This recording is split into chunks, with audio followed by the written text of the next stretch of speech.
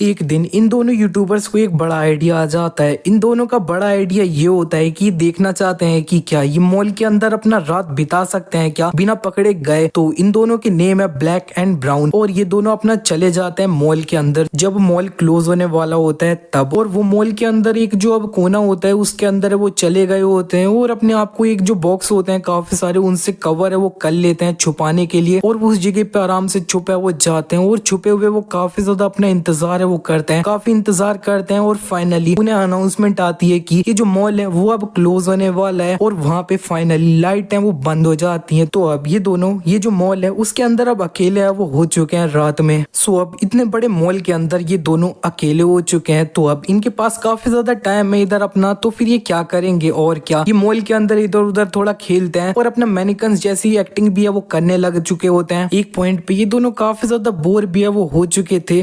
7 more hours in here. The Target opens back up at 8 o'clock. और फिर वहाँ पे सूरज है वो निकल आया और ये जो मॉल था वो अब ओपन ही वो होने वाला था। 5. Oh, nobody has came. I don't know, you guys. This is stressful. I think we deserve 50,000 likes for this video. इतने में वहाँ पे लाइटें जल जाती है, मॉल ओपन हो चुका होता है। ये दोनों जिस जगह पे छुप रखे होते हैं उससे बाहर है वो निकल आते हैं और सीधे ये जो चुपचाप मॉल होता है उसकी एंट्रेंस से बाहर है वो निकल आते हैं।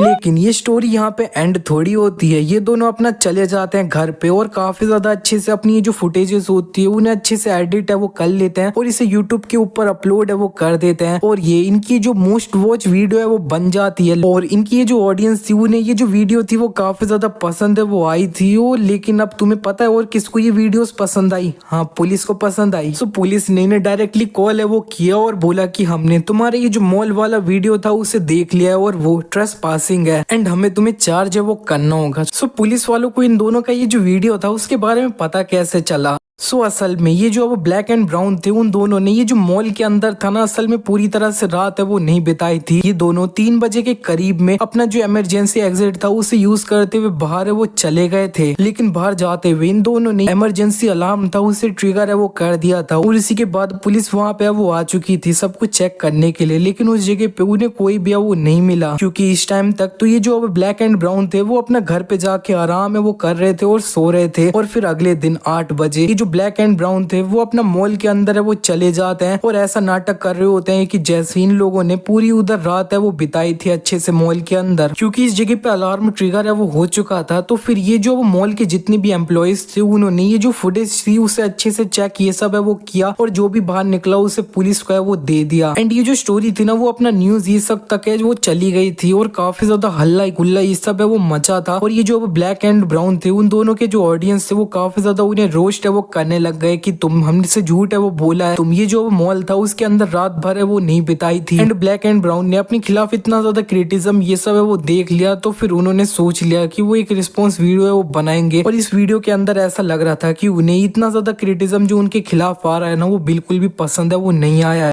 You being combative like that and attacking people really makes me wonder who you are as a person. और ये ऐसा भी कह रहे थे कि न्यूज वालों ने जब बताया था ना कि ये जो मॉल था उसे रात में छोड़ है वो गए थे तो वो अब झूठ है। Believe what you want to believe. इन्होंने ये भी क्लेम किया कि ये दोनों कभी भी अरेस्ट है वो नहीं हुए इसके लिए। एनीवे ये रहे इन दोनों के मॉग शॉट और इन दोनों को ये जो अब क्रिमिनल ट्रेसपासिंग है उसके लिए चार्ज है वो किया गया था। और इन दोनों को ये जो पेंसिल्वेनिया है उसके अंदर ये जो अब टारगेट कंपनी का मॉल है उसके अंदर जाने के लिए बैन है वो कर दिया। और अंत में इन दोनों को जो है ना ज्यादा से ज्यादा कुछ फाइन है वो देना पड़ा होगा। और वैसे ये जो चीज हुई थी वो पेंसिल्वेनिया के अंदर 1.5 साल पहले वो हुई थी। और ये जो स्टोरी है स्लैश केस है उसके रिगार्डिंग जो भी आपको आर्टिकल है वो नीचे डिस्क्रिप्शन में देखने के लिए वो मिल जाएगा।